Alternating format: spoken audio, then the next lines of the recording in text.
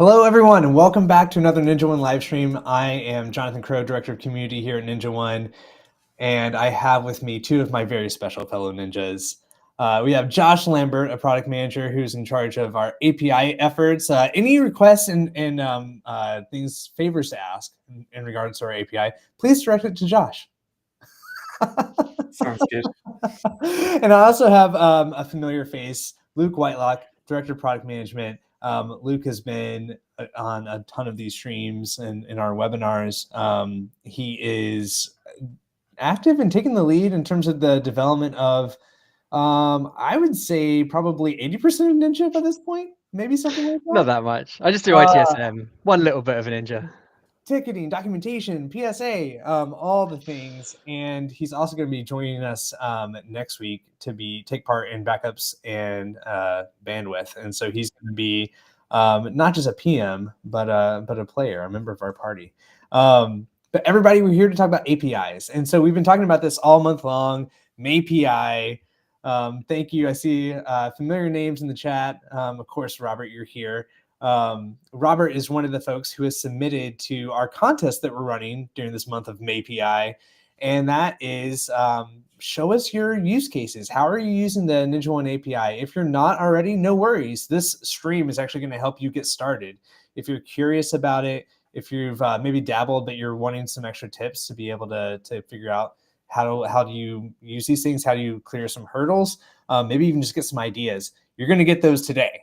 And so there's still time. We're running the contest through the end of the month, and we're going to pick a winner. All you have to do is join our Discord, put your use case in the contest channel. We'll select a winner, and that winner is going to get a Nintendo Switch 2. Don't ask what I had to do to get that. But let's dive into the topic of the day. We built up to this third installment in our series by going through some API basics. We had some of our NinjaOne stars present last week and the week before. Thank you so much to them for doing that. And now we're going to hand it over to our internal API wizards, Josh and Luke, and they're going to walk through specific to the NinjaOne public API, which if you haven't seen that, I'll drop a link to the documentation for it. And they're going to walk you through some common, frequently asked questions and some hot topics that are good for you guys to be able to get started and take your use of the API to the next level. So before I jump in, a reminder, this is being recorded. It's going to be available on YouTube, same link, right after the stream's done. So if you have team members who are missing out, you can point them back to it later. Also, we're going to be making sure to update the description with any links to things that these guys are going to be sharing. And finally, ask questions. Don't wait till the end. Dive in. Let us know if you have questions about what you're seeing. If there's additional questions that you want to make sure these guys can ask, they are at your disposal. So take advantage of it. And with that, I think I'll kick it over to you guys. Luke, let's start with you. So we've put you here on the task. Maybe I think folks have gotten a little bit of a taste of your background before, but before you get into what you wanted to share, maybe a little bit in terms of what your background in terms of using APIs and kind of why you've been drawn to them. You've got your blog where you've written a lot about sharing some different solutions you've come up with utilizing APIs. Why is it important to you, and why do you think other technicians and other people looking to get further in their career this may be a useful thing for them to invest in? Sure. So yeah, so APIs are really, the one thing I've always loved about them is it lets you really do anything you want with a platform, like extend it in ways which weren't intended. So it really just opens the doors to being able to start tying all your workflows together, tying things together, automating as much as possible. So I've always loved it for saving time. Right? My big thing that I'd love to do is like automatic documentation. I absolutely hate doing documentation, which is why I love to automate it. So being able to go out to all the different services that I was using, query them, find the core information I needed, bring that back into my central like documentation system, store that, then like automate all the onboardings and the tasks which take like a huge chunk of time to do, by being able to go out and automate as much of that as possible. And APIs are really the keys that let you do that. It's the door that opens to the platform you're using, which lets you just bring all that information together and automate all the things that you want to do. Nice. Thanks for that, Luke. It sounds like also it's one of those things you can dive into and turn to when there's things you've asked for within Ninja, and we respond soon. And maybe it's a way for you to accomplish what you're trying to do a little faster. In some cases. So thanks for that, Josh. How about yourself? Well, I've spent a lot of time with APIs in a similar but different vein as Luke. So Luke obviously has a huge experience and history from the MSP side, then joined Ninja to be on the vendor side.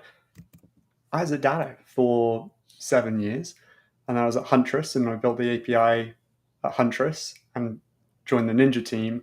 And something I've learned about APIs here is, like we said, you can expand the platform in any which way that you need to make it work for you, be it automating documentation, being it you're trying to build out something for compliance, like you need a screen timeout.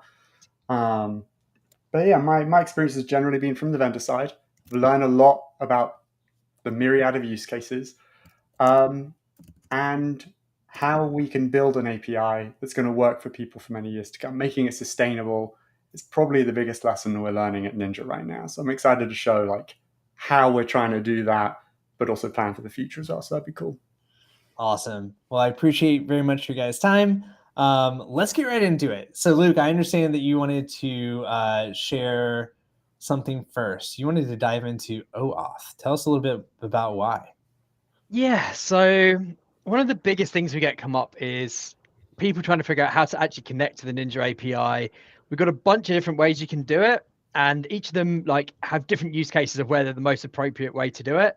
So I just really wanted to talk through them, give some examples of how they actually work, and just talk through all the steps involved there, just so people can get a better understanding of like when should you use client credentials, when should you use authorization code, when should you use PKCE, and just really start to try and make it a bit easier for people to understand why we have different ways and what they're for. So diving in, the three I'm going to talk about today are going to be client credentials, authorization code, and authorization code with proof key for code exchange. I'll also mention refresh tokens because they kind of play into it a little bit as well. The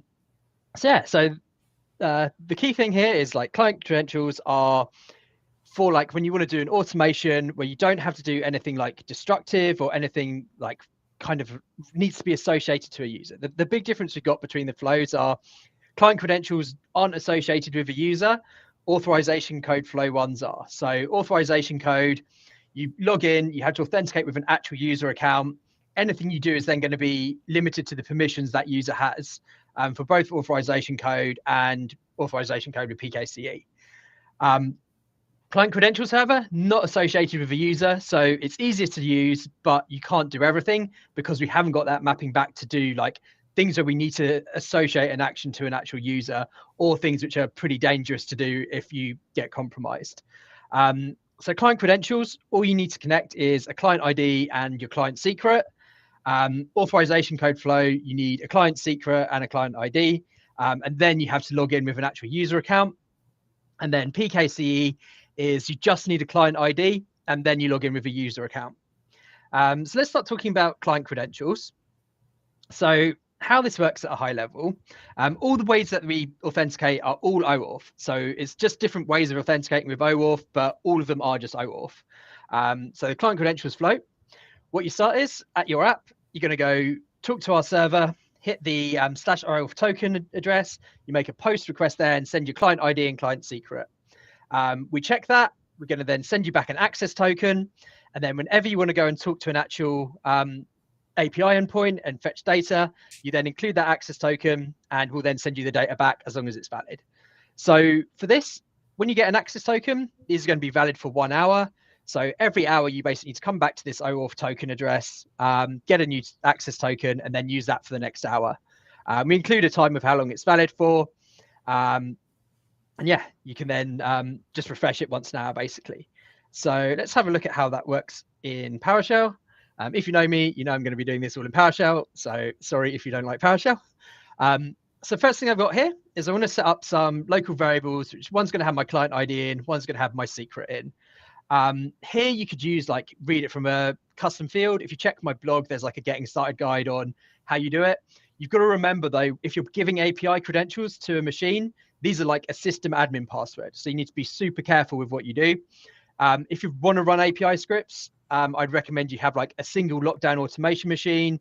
Don't have like anyone logging into it, working on it. Just keep it locked down, like a VM or something. And just have it for that one purpose. So here you can store them in something like as a key vault. You could put them in like secure custom fields. You could put them in your local credentials store. Some way to keep them safe. So here I've got a script which is going to go get my credentials and set them. So the first thing I do is just run that. So now I've got my client ID and secret in here. The next step is we want to build up that body before we go and send it to the OAuth token address. So this is where we're giving it all the details of how we're going to connect, what the secret is, and then I'll talk about scopes in a second. So first step, we're going to say we're doing client credentials now. So the grant type is going to be client credentials, client ID, send it to the client ID, and secret to the secret. Scope is really what permissions are you connecting with when you're using this. When you create the app, you're going to define these permissions. Monitoring is basically read access. Management is write access. We've got a couple more, which I'll talk about later. But for now, I'm just going to give it read and write access so we can do everything. Put this in here. So I'm going to go space separated. Notice that on scope. Yep. Space there. Make sure they're space separated is always the key on that one. So now I've gone set that, just made a hash table with this. So we got the request ready to send. So we now need to go talk to this OAuth token endpoint, and we'll do a form encoded, basically saying use this content type, put in this auth body, which is what we just made there, send a post request to that token endpoint. So we'll go there, and this is now going to give us that access token that we need. So if you look here, what we now want to do is build up the headers we're going to use to make every other request. So including that access token, the key which gives us an hour's access. We're going to make an authorization header. So we just got a value of authorization, and then we do bearer with a space, and then we put in that returned access token, extracting it from the result we got when we just talked to that token endpoint. So if I go set this, so now what we'll be able to do is if we go and talk to the actual Ninja API, I'm going to look at the organizations endpoint. I'm going to include the headers, which gives that access token in there. And I'm then just going to convert the request from JSON because we'll return everything in JSON. So yeah, so if I run this now, we should get a list of all the orgs in my division. Cool. So yeah, so here we go. Got the list of everything. So client credentials is the easiest way to do things, but it's the least secure way of doing things. And it's also limited where you can't do everything with it. So it's good for most use cases. Just be very careful with your secret and your ID because those are your keys to the kingdom, essentially. So next one I want to talk about is going to be... Before you do, Luke, we have one question. Sure. At the risk of getting into like a theological argument here, can you speak to why you use PS for PowerShell for API calls? Just preference. It's what I know. Like, I come from a sysadmin background. I've been using PowerShell for years. It's what I know how to use. It's Vessel. There's other things you can use, like what is it called? Gone blank on the like API. There's like a GUI tool you can use for browsing them. Yeah, like Swagger is like a documentation one. You can use like Insomnia, I think, is one of them, and Postman, that's it. To go and actually explore APIs and do it that way. I just prefer using PowerShell. You can come in here. So what we can... Everybody's got a flaw, mate. Don't worry. Yeah. So you can come in. I've got an array back of orgs. So I can dig into the orgs and say, like, just give me the names. It's easy to use. It's like, I'm working in the scripting language I'm going to use for doing automations anyway. So that's why I like to use PowerShell for doing things. Cool. All right. Let's come back and look at authorization code flow. So this one is going to be a little bit more complicated, but when you understand it, it's not too bad. So the first thing we're going to do this time, rather than going to the OAuth token address, we're going to go to this authorize address. All this really is going to do, we can go to a URL on Ninja where it's going to do a redirect to the actual login page. We'll construct a special URL saying like, here's my scope, here's my client ID, here's my own redirect URL where I want things to come back to. And when we go there, Ninja's going to take us to the login page, ask us to authorize the connection, and then we're going to come back and it's going to return an authorization code back to me. So to grab this authorization code, this is the tricky part, where when you log in this way, it's going to want to send it to a web address. So we're basically just going to set up like a local little web server to capture that code when it's returned. Authorization code is like really, if you're building like an interactive app, is where you'd use it most of the time. We'll use it for when you want to do like requests associated with users, like getting secure fields, creating tickets, running scripts, that kind of stuff. So what I'll do, I'll set up a little web server locally, grab this authorization code, and then we kind of do the same flow that we did before. We're going to take that authorization code, pass it back to the server, and then we'll get an access token back at the end, which we'll then use for all our subsequent requests to go and do actual stuff. So yeah, let's look like what that is in reality. So first thing, I'm going to set the same things that I had before. I'm setting a client ID and I'm setting a secret. What I'm also going to set here is a local redirect URL. So this is where I'm going to set up my local server to grab that code when it comes back to us. To do that, I am using a bit of code that Mikey O'Toole did, where it's just going to set up a little web server, look for that authorization code, and then just return that at the end. So first step is we want to build up that URL I was talking about, where it sends the request over to Ninja to actually do the login. So it's a little bit similar to what we had, but we're just going to do it in URL format. So if you look, we're going to this authorize endpoint is the first thing. We're going to say a response type of code. We want to get the code back to let us do the login. I'm going to give them the client ID for my app. And then I'm going to pass in my redirect URI, which was that URL of my local server. Then I'm going to give it the scopes that I want to log in with. So for this one, I'm going to log in with the monitoring scope. And then I'm also going to log in with this new offline access scope. So this offline access one is refresh tokens. I'll talk about these in a minute, but it's another scope you want to ask for, which is going to let us have access for longer without customers having to go and log back in, or you're going to have to log back in yourself. This last thing is state. So you can set this to any ID you want.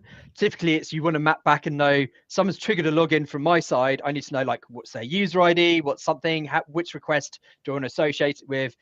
It's just something that'll get passed backwards and forwards, so you can associate the request back at your side. So yeah, so if we go set that, and then we want to run this get OAuth code. So this is where we're going to first we'll set up a web server. We're then going to open a browser and send this URL into it.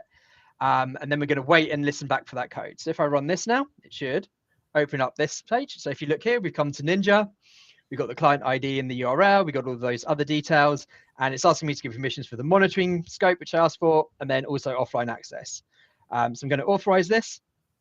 Just got a little web page saying, yes, I've got the code. So if we close this and come back into here, we should see we've got a result now, which is going to contain that code. So next step, I need to take that code I got, include both my client ID and my client secret. This time we're using the authorization code grant type. So I'm going to include that. And I'm going to include the code that I got, and then also what redirect URI I used, which was just that local web server one. So if we go and run this, set those values, come here, we'll go talk to the Ninja server and get that actual access token that we need to run requests. So that's run, got the access token. I can now put that back in the header that we used before. And fingers crossed, I can now go get all the devices from my division. Ta-da, cool. So that's got all the data back. So that's how we've now done an interactive auth. This is like the tokens I've got now. Let me do everything that my users got permissions for. So this is like the ones which are really useful. But obviously, if you want to run this as an automation, that's going to be really painful if you have to do an interactive login every time. So this is where refresh tokens come in. So let me come back here and see if we've got any actual useful documentation on refresh tokens. So down here, it's talking how you do it. So it's again, we're sending to the authorize endpoint. We'll do a grant type of refresh token. Oh no, we'll do a grant type of code apparently. I think that's just getting it originally. Yeah, that's just talking about how we got it originally. And then using it is just saying you make this request instead. So essentially where we're going to in this flow is we're going to come in at this point where we've got the code, we've got the token we need, and we just want to get an access token back. So if we come back into here, what you'll notice is from this result. So from this result that I got here, where we did that token authentication, not only am I going to have got back an access token, because I asked for the offline access scope as well, I'm going to have also got back a refresh token from that request. So this refresh token is what lets you have persistent access. It lets you continue to use the authentication you did once to keep getting access using those same credentials, essentially. So in here, I want to log in using a grant type of refresh token, give my client ID and secret, and then pass in my refresh token as well that we got. So you want to store your refresh token. That's the key that lets you keep renewing, like you'd use a client ID and secret on the credentials flow. This is just going to let you keep using your secret, your ID, and your refresh token to keep getting access tokens. How these work at Ninja: when you get a refresh token, they're valid for 30 days by default. After 30 days, you'd have to re-authenticate and connect.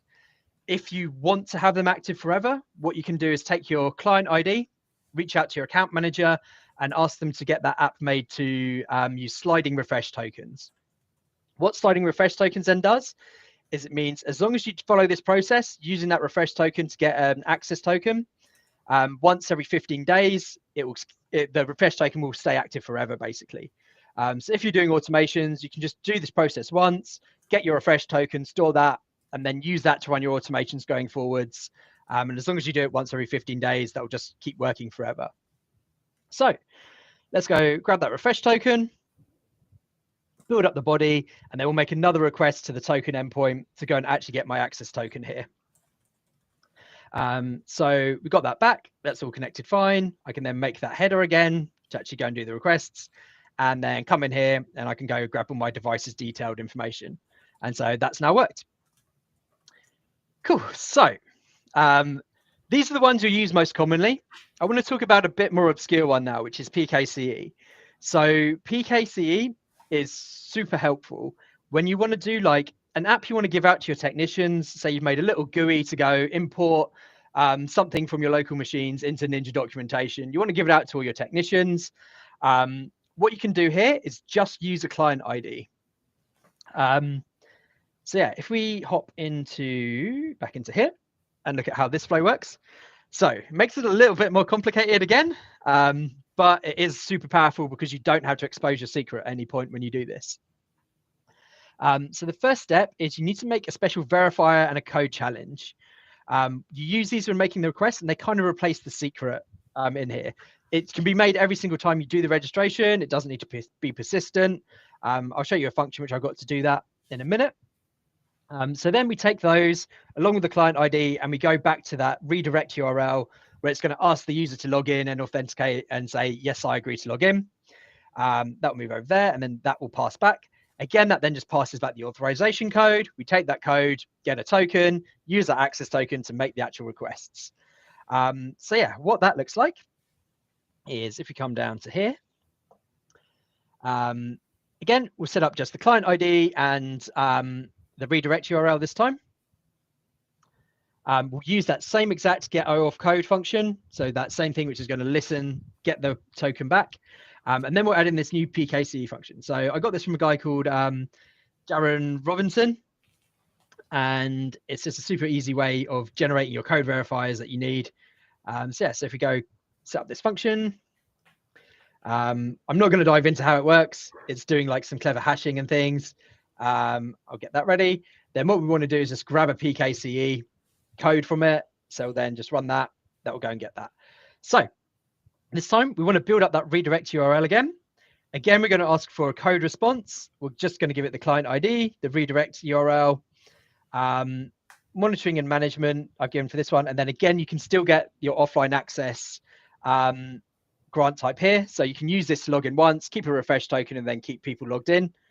And then the last one here, we're going to make this slightly different. This time we're going to have put in a code challenge, which is what was generated by that PKCE, and give the code challenge part and say code challenge method. I'm using SHA256 for this one, and then just the state. So let's go do that. We'll go grab the thing. It should redirect me to the web page, get me to log in. Here, this time we're approving monitoring, management, and offline access. So I'm going to authorize that. Come back into here, and if we give it a second, it should get that code. Cool, there we go. So that's got the code. So next step is I'm going to take the authorization code we got back. I'm going to include my PKCE code verifier and do that post back to the token endpoint to actually get my refresh token and my access token. So run that. Cool. We're now logged in. So this time we've done a login without using any secret. We've just used a client ID and we kept that as secure as we can. So I'll extract the refresh token, make up the authorization header, and then should be able to just go query all my ticket boards.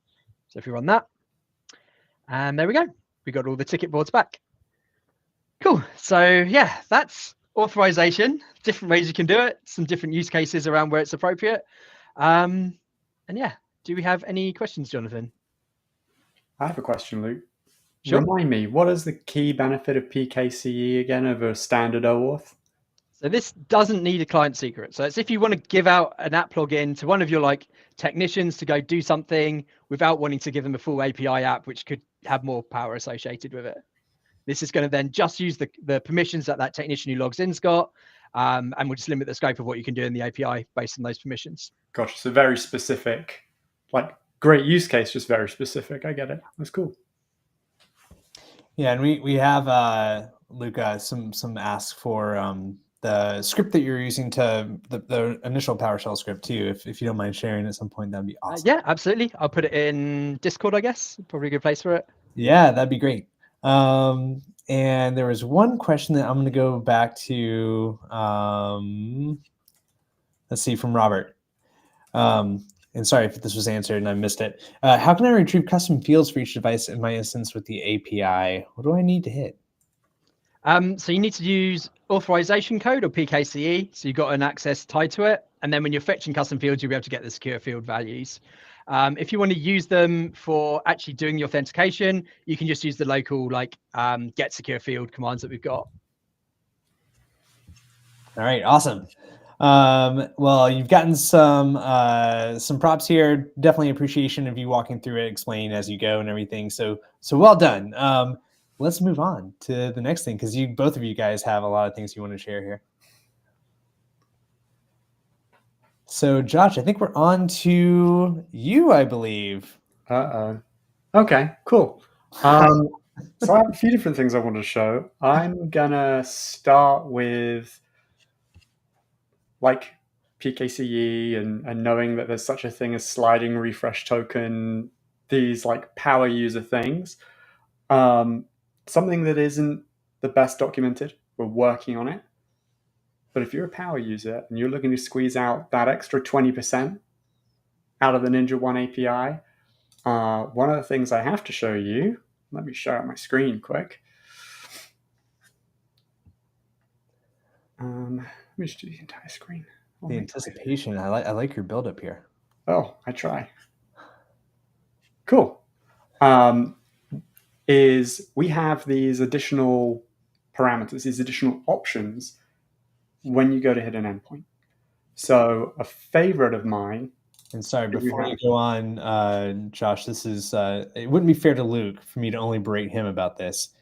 Would you mind enlarging this just a little bit, zooming in? Thank you so much. Appreciate it. You're good. Better? Yes. Fantastic. Nice. Cool. See, that's why you got to have Jonathan around. He knows all the smart things on webinars and streams and everything. Okay. So you're looking at all our endpoints in our documentation. You notice, hey, I get a lot of the detail out when I call devices detailed, but there's certain fields that I'm looking for, like warranty date, that just aren't there. Well, you know how earlier I mentioned building a sustainable API is hard? It's because an API, particularly between developers, is meant to be like a contract. Like it can never change. Because if I add fields, then suddenly instead of it returning 9 fields, it returns 10. And I might not expect 10.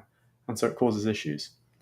Well, some of these hidden parameters, or just lesser used, that power users might love, the first one I want to show you is expand. And expand lets you pull in additional information that the default devices detailed or other endpoints like standard devices doesn't include. Critical pivotal one there is warranty. So if you're using NinjaOne to track your warranty end dates, etc., This is really, really important and useful to have. Now, you'll notice my code looks a little bit different than Luke's. I like to use Python, just what I learned to develop in. I wish I knew more PowerShell. I think the crazy $ stuff and like underscore dot that you can do is really cool. But my code's very straightforward. Earlier in my script, I have hard coded, terrible practice, never do it. But when you're prototyping, that's how you prototype. I have my client ID, my client secret. I'm going to call this endpoint. In Python, we use something called requests. And then I'm going to print out the status code and then also dump out the response. So we can do that by calling a script. And what you'll notice is, let me scroll up here. This is the standard devices detailed information, key value pairs, and then you'll get this new dictionary, which includes all of those additional parameters that I expanded out. So you'll see, organization, location, that key one I was talking about, warranty. And as I scroll through in references, look what's appeared. Warranty. So if you were looking to pull out that information, that's how you do it. You add and expand, and off you go. But that wasn't the only thing I wanted to show you. So let's clear this. And let's take a look at a slightly different component, an include. Now, these things all happen as APIs develop over time. And a few many releases ago, back around 5.4.5.5, we introduced the capability for you from a device to read BitLocker status. Pretty handy if you're trying to find a particular volume that's encrypted and has remained unlocked for a long period of time or something like that. So how do I get that information out via API? Well, that's the include parameter. So you'll see it here. I'm using it on the volumes query, so I can get all the volumes from all of my devices and pull this information out. It's a get request, just the same. Just make sure you include it in this format, and the abbreviation is BL. And I can just run the same code again. I'll expand this out, and what you'll see is I go through, look, here's a particular particular volume, I should say, and now I have this additional dictionary, or key value pair dictionary. And now I get the conversion status, encryption method, really useful information if I'm trying to track down volumes that aren't BitLocker protected or are and have been left in an unlocked status for a long period of time. Just pretty handy. So that was going to be my quick tip. I have a few other things I can go through, but I don't want to hog all of the time. I do have a quick question for you, and forgive me if this is a dumb question, but that's also what I'm here for. With expand, is this something where it's routine? It's going to have those same items every time. So basically, it's warranty, organization, location. What were the other ones? I'll include the gist later on, but organization, location, role policy, role, options, warranty, assigned owner, and policy are all options. You don't have to include all of them. Just depends on your use case. I have seen many a time when people are just calling to get warranty out. And so you just do expand warranty. And then if you wanted more, it's comma separated value. Yeah, here people should really just focus on expanding the things they need for the specific use case, because expanding all these has to go off, look at a bunch of other places to get them. So it's going to slow down any of the requests you're doing, especially if you're doing like pulling it back for all your devices in one go. And though you're not specifically rate constrained, like it's not like a hardcore rate limit that you're feasibly going to hit just day-to-day scripting, one of the things you'll notice when you get your response back is in the headers, there's a parameter called xcost. And for those less familiar with APIs, when you make a GET request like that to a offsite server, Ninja, typically when they respond and they provide you your JSON response, in the header, there'll be additional information like what's the next page, how many queries do I have left, and my rate limit, etc. And when Ninja returns, xcost tells you how intensive that query was. And so it's a dynamic value. So it'll just tell you like, oh, if I make that query at 9 a.m. in the morning as everyone's logging on and automation's running, the xcost is going to get a bit higher. But if you ran it at midnight, it'll be much lower. So that's just on our side. It's just an ongoing status component. But as Luke said, as Jonathan sort of highlighted, you really just want to expand the things you need so you get your responses back much quicker and your scripts can run and complete faster too. Amazing. Awesome. So Alexander has a couple of questions here. Can you do that with V2 activities follow-up in terms of filtering or listing out a selection of types or statuses? So these particular expansions like this and includes are, they're all about, really you're going to use them on the devices endpoint, volumes endpoint. There isn't an expansion on activities, but the key things that you can do with activities to improve the quality of the response, just get a bit more out, is it on before and after, Luke? I'm going to phone a friend on this one. You can effectively paginate.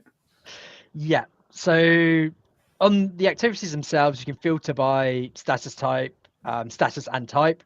And then, there's a newer than and an older than, where you can basically loop up and just go through page by page to pull the activities you want using newer than or older than as the thing to get the next page, basically. So you start at 0 and then you can just move forward through time, or start at the present and move backwards in time based on IDs. All right, wonderful. Alexander, let us know if that answered your question sufficiently, if you have any other follow-ups. And let's keep going, guys, because I know you have more. So I think the next one's, speaking of devices and filters, Luke, I think you drew the short straw and you were going to be going through device filters. Yeah, so this is another one where I see a lot of people struggling with these because they're a bit convoluted. It took me a while to figure out how they work myself. Device filters are really, when you're using our device endpoints, they're the things which let you control what group of devices you want to actually get back. Let you start putting in some filter variables. I want to show you a few examples of how that all works. Great. Let's do it. So some key things are, we got some filter operators, so you can do equals or EQ, you can do not equals or NEQ, or greater than, less than, or less than, greater than even. You can do in, you can do not in, and they're the key operators we use across the different filter types we've got.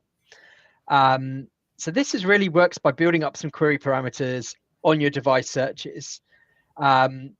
Here in the documentation, if you go to the new API docs and go to device filters, it kind of talks you through a bunch of them.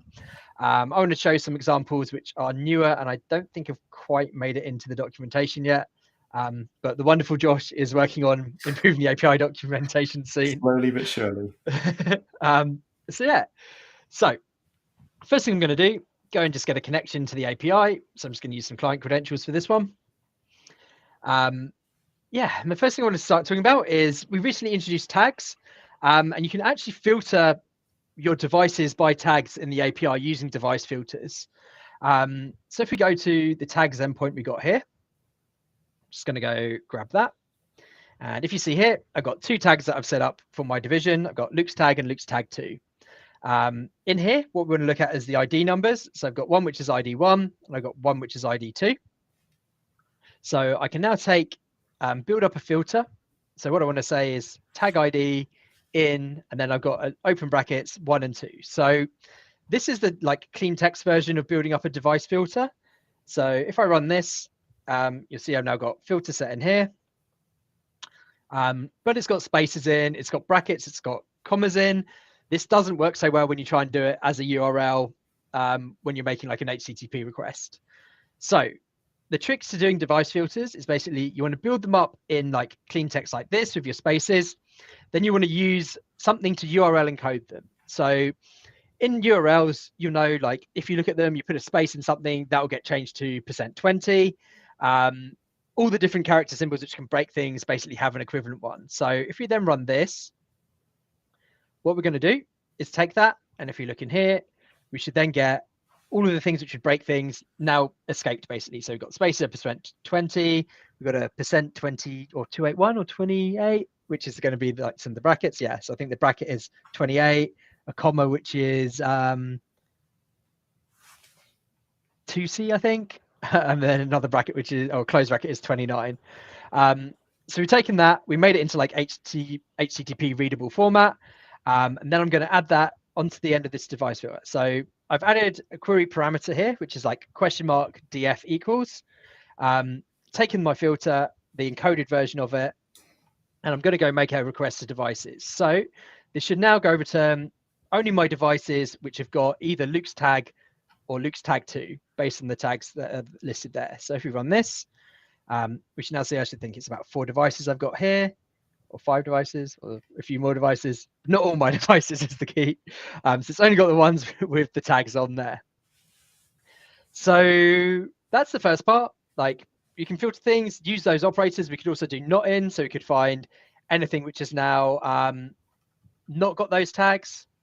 So if we run this, I haven't actually tested this, so fingers crossed it will work. And apparently we don't have any devices which don't have those tags. So I think something probably went wrong. I need to double check that one. But anyway, moving on. So we can start to make these far more powerful is we have a bunch of operators. So you can start to use and in between and then combine multiple different filters together. So you can really start to get granular on exactly what you're finding here. So this one, I built up that same tag query, but this time I want to only return the devices which are also online. So if I go and run this, fingers crossed my device is still online. You see, I've now only got one device returned, which is offline false. So this is the one device which has one of those 2 tags and is also online at the moment. So this is just really powerful for if you want to do some automation, starting to filter down just the subsets of devices without having to make groups. This is how you can do that. So next, I want to give you a little bit more of a complicated use case here. So what I want to do is pull down some custom fields, and then I want to look into those custom fields and do some parsing, like filtering locally on them. So if we come in here, I'm going to go make a query request to custom fields detailed. I'm going to only ask for my text test field. So this is going to return all the values for my text test field. So if you have a look here, I've got 4 devices here which have that field set. One of them, or 2 of them are set to testing, one of them is set to another test, and one of them set to yet another test. So what I want to do here is locally, I want to find just those ones which have got the testing value. So I'm going to take my results that I've got, so this whole list here. I'm going to loop through each of them individually. So I'm going to look at these rows one by one. First thing I'm going to do is set the current value I'm looking at, which is just this $_ to the current device, just so I don't lose track of that. Then I'm going to take a look at the fields. So if you look here, we've got this fields option, which has then got a whole bunch of different values underneath it as well. So I'm going to look for where the name is equal to text test. So it's going to find all of these values. That you could have multiple different fields returned, but I'm only going to look for this one for now. And I'm going to look for anywhere the value is equal to testing. So it's going to find this one and it's going to find this one. I'm then going to say if the count is equal to 1, so say it's only found one field that's matched these, I'm then going to return the current device. So give back to this export, which is then going to match devices, that one device that was found. So if I run this now, we should just get 2 devices down. So yeah, so we now filtered down to these devices which have that. So where this now comes in useful, we can do some processing locally based on custom fields, based on anything else. And we can actually then use that in operator that we've got. So we can now say, build a new filter, and we'll just say ID in. We're going to take match devices, look at just the device ID. So we're going to look at just this column, and then I'm going to join them together with a comma. So what we'll end up with is pretty much the same as this, but we'll have an ID in and then the two numbers for those devices. So we'll also then keep it in brackets. So it obeys the syntax, do that URL encoding, and we'll get back the full device details in theory just for those two devices. So, yeah, so here we go. So this is basically letting me find some device IDs, which I'm interested in, then go and pull back just the devices that match those IDs to get their full information as I needed. That's really cool. That's like a subset using a local data frame to pull in all the other different bits. That's neat. Very cool. Cool. Thank you, Josh. And the last thing I wanted to show you, which is I think another thing which hasn't quite made it properly into documentation yet, is we've actually got the ability to filter on custom field values for organizations. So for this organization, I've got that text test field set to a value of testing for one of my organizations.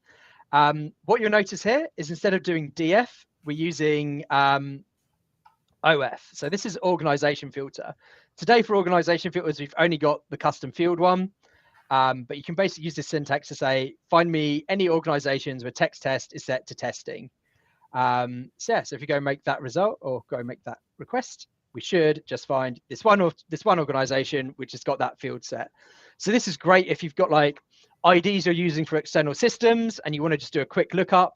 You could have like my 3CX ID is this, set that as a custom field in an organization, and then just pull back that one organization in Ninja really quickly. You really like this custom fields thing, huh? I know. You think? Funny that. I've heard it's really good. Some guy who's brilliant runs that, definitely. For sure. That's all I've heard too. Yeah, so that is some filtering. Thank you so much, Luke. And yeah, Robert was saying, so wait, you're going to be back for 401? I think we just saw some 401, API 401. Thanks so much for doing that. And let's see, we've got 12 minutes left. And I know that there was something else that I think you're on tap to share, Josh. Yeah, so let's hand it up to you, and then we'll have some time for final questions, words of wisdom, that sort of thing. Awesome. You know, one thing I've realized is I distinctly have, I feel like my examples are a lot more hacky together than Luke's. Luke's like, oh, now I'm going to keep boiling the water of my API examples. Well, that's one way to go. The other way to go is my approach is when you just need something to work and you need it to work right now. So my final example for you is going to be how, without reading through all of our beautiful documentation that is constantly improving, that's why I only flashed it up on screen, can I pull down, let's say, a specific set of tickets from NinjaOne ticketing? Well, there's a trick. So within my code I have here, I'm going to clear that. I'm going to make a request to a ticket board. The board I'm going to call is ID2. If you're unfamiliar, board ID2 in NinjaOne is the all tickets board. I'm kind of cheating, but it helps for a demo. And then I'm going to apply some filters. Seems fair enough. But, you know, just like those device filters, knowing every vendor and every platform's parlance for like, oh, I need to write it out this way or that way, gets a bit hard. And even I can't remember all of them, so it's really no shame in not knowing exactly how it pulls together. So this is what I did a little bit earlier, but I'm going to just refresh in place. What the heck is this on the right-hand side? You might have seen it when you've accidentally hit like F12 for developer tools or something, but let me show you how I got there. First of all, if you're using NinjaOne ticketing, you've come into administration installed. If you go into NinjaOne ticketing, this is the way I like to pull it. There is other ways. When I come to boards, I can see all my different boards, including that all tickets board, which is in my code as board ID2. But one cool thing you can do with boards in NinjaOne ticketing is you can set conditions. And so here I can say, oh, okay, I want to know tickets that have changed in the last hour or so, maybe 2 hours. I could save it, and I've built a custom board, and that may work into my workflows however I want. Maybe recent tickets, unassigned tickets, that sort of thing. But how do I get that filter into here? It's actually pretty simple. What you want to do is right-click. It doesn't have to be exactly this, but if you right-click and inspect on the page, it'll load up the elements. Jump to network. Oh, look, it's nothing here, but previously it had a ton of stuff. Just reload. And what you'll notice is there's all of these different values. Well, this one is the one we're looking for, this trigger type board. I'm going to zoom in a bit just in case.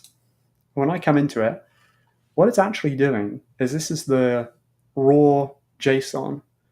Let me make it a bit bigger too, of each of these boards, including, if you notice, their various conditions.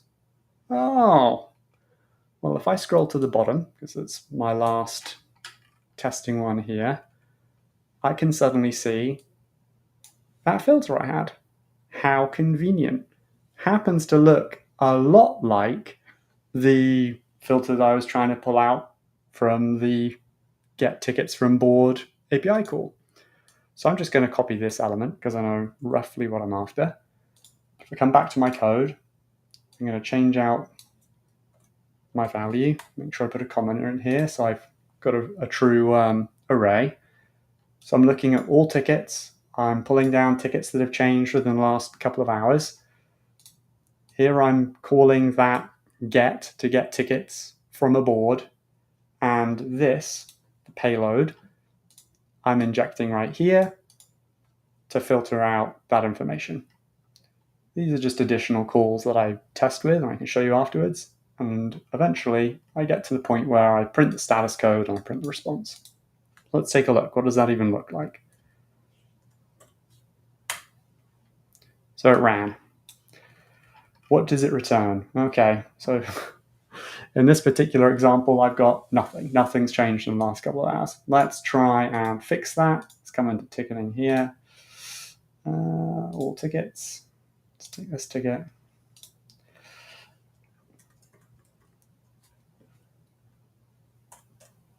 Let's update this. Ticket's been updated now. And let me rerun this. What I should have, aha, my uh-oh has been added. So the layout of this response is you get the data. So everything in an array, I get the dictionary of the particular tickets that match that criteria. Really handy. And then after that array, which has all of the different tickets that match the criteria, it'll print out exactly the filter that you called upon. So you can see it all in the response in one printout. And if you wanted to dive in deeper once you've pulled this down, because you'll get the ID, there's a series of different requests you can do. Let me show you here. I can pull in this exact ticket. And then you can just work through your usual workflow. So here I just pulled down the top level of the ticket. If I wanted to, I could go one step further and see all of the individual responses in the ticket. So this would be all of the comments, the original description, type description, my Futurama themed tickets. Makes life easy for me. That's it. So if you're looking for filters, you're a happy user of NinjaOne ticketing, I thoroughly encourage you to check out the network inspector and pulling the filters from your board, straight from NinjaOne's own editor, just like that. Fantastic. I also double fantastic for the Futurama theme there, Josh. My pleasure. All right, everybody. So these two guys have shown you some great additional tips and sneak peeks, undocumented or coming soon through the fantastic documentation. You have a couple minutes left. You have 5 minutes left with these guys. Use it wisely. Do you have any questions? Anything else that you would like to see? And while everyone watching, while you're thinking about your very important last questions here, guys, is there anything else? You know, we're headed towards, despite what the weather here in Maine is, we're heading into summer. any summer reading assignments for folks who are looking to do more, go a few steps further to get more from Ninja? I mean, aside from going to Luke's blog and watching these streams. So, I mean, the biggest thing I think nowadays, especially, is if you're copying scripts from people, you're finding things online, make sure you read through them all and understand every single line. Like, even more necessary now in the days of like AI, like anyone can find a script and run it, but to get better, you need to really understand, like, why is it doing this? How is this working? Like, what does this step actually do? Like, spend a little bit more time diving into that, like into the scripts and actually seeing, like, step through it line by line, just run it little bit by little bit, and make sure you're understanding truly everything that's going on. It's probably my best tip at the moment. I'd really resonate with that as well. There's no shame. Like, you should, if you can, you should use AI to get a better understanding of these things. What you shouldn't do is lean on it as such a crutch that you don't know what your code's doing, because if you don't know what it's doing, it probably doesn't know what it's doing. And then you end up in this circular dependency of not getting anything done. Just keep it simple. Get the explanations. You'll go so much further. Great advice. Luke, especially with in your previous role, in your previous life as an MSP, how did this fall into your day-to-day in terms of, did you have to kind of advocate for more time to do your own testing? Were you doing this like after hours? Did you have advocates there that saw the value in it and were making sure that you had the time to kind of advance? Were you getting training? What was going on? I did a lot of it my time. I mean, it helped that I was the boss, so I could just decide what I was doing. It's always helpful.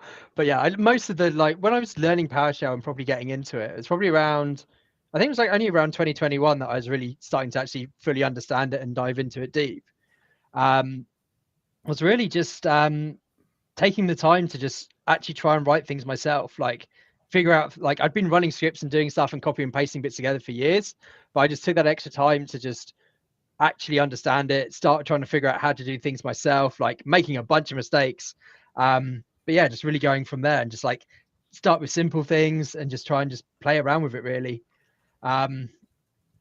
It's how I end up learning. Like, nowadays, I think it's going to be different, especially with AI, where you say, give me this to go and do something, and it will give you out a written script, which will probably work nowadays. It's getting pretty good. But there's going to be a huge issue where there's going to be something it won't be able to do, or there's going to be something it gets wrong. And if you don't have that understanding and be able to check through it and actually understand what's going on, it could have like dire consequences. Yeah, I mean, of course, Chris and David calling this out too. I mean, I've seen it even just from content perspective of trying to summarize, a report or survey data and seeing clear errors and then calling it out and saying, "Oh, you're right. I'm sorry about that." At the same time, I mean, we have to acknowledge, right? These tools are getting better and better all the time. I do enjoy how some of them too will walk through the thought process, so it's not just blind, right? It's not just a black box. You can actually go in and see what it's thinking. Yeah. But I mean, that's the brilliant thing. You can be like, you don't understand a line of code, you can specifically ask, what does this do, and get an answer back. So like, massive use cases for that as well. Here's a question from Alexander. Was there anything that really helped you doing this, Luke? Any good resources while you're making your own advance? So I kind of just dived in and tried to figure out like how to make a PowerShell module, like made a really hacky, awful one to start with, but then started using that in my script, started doing things with it. A good resource I've come across since is a thing called PS Cones. Yeah, this is the series of training exercises, right? Yeah, so it just takes you step by step through learning PowerShell by actually doing. It's like really good. That's cool. So it's a GitHub project. But yeah, you just install the module, run it, and then it will talk you through step by step learning new things. Awesome. Well, that is all the time we have for this session. Thank you both so much again for taking time. Luke, for taking time in the evening for you. And this is it for our API series. I hope everybody liked it. We definitely want your feedback. This also doesn't have to be the end of discussion around APIs. You know where to find us. If you're not a member yet, please join the Discord. It's where folks are sharing a lot of their learnings. It's where you can actually not just go down this learning path on your own. You can get access to these two guys, but also the folks in the chat. and other people who are learning and sharing too. The more that we can all do that together, the better we'll all be. All right. And so actually, sorry, I see that there's one last question, and then Robin's reminded me to remind you that the contest is going. So take what you've seen here today, go for it. It doesn't have to be a super crazy 401 example. It doesn't have to be quite as advanced as some of the stuff Luke was showing, and Josh too, but you can go in and share in the contest. I believe we have a handful of submissions, so odds are pretty good. Submit to the contest, play around, learn by doing, and we will absolutely be there to help you and possibly reward you with a Nintendo Switch too. Okay, last one before we go, guys, and then we got to jump. Is it possible to get the custom fields with devices detailed? In the example response, it shows up, but when I hit run, it's not showing. Do I need to request them with device custom fields? Not yet. You need to use the query endpoints to get them, or the specific custom fields endpoint for a device today. The query endpoints that you get them in bulk across multiple devices, whereas the device-based one get them for the device. It's on the to-do list to add them into the devices one as an expand option, but it's not quite there yet. All right, soon. Soon. Thank you so much, guys, and thank you everybody for tuning in. We will see you again on another Ninja stream very soon. Take care, everybody. Thanks, guys.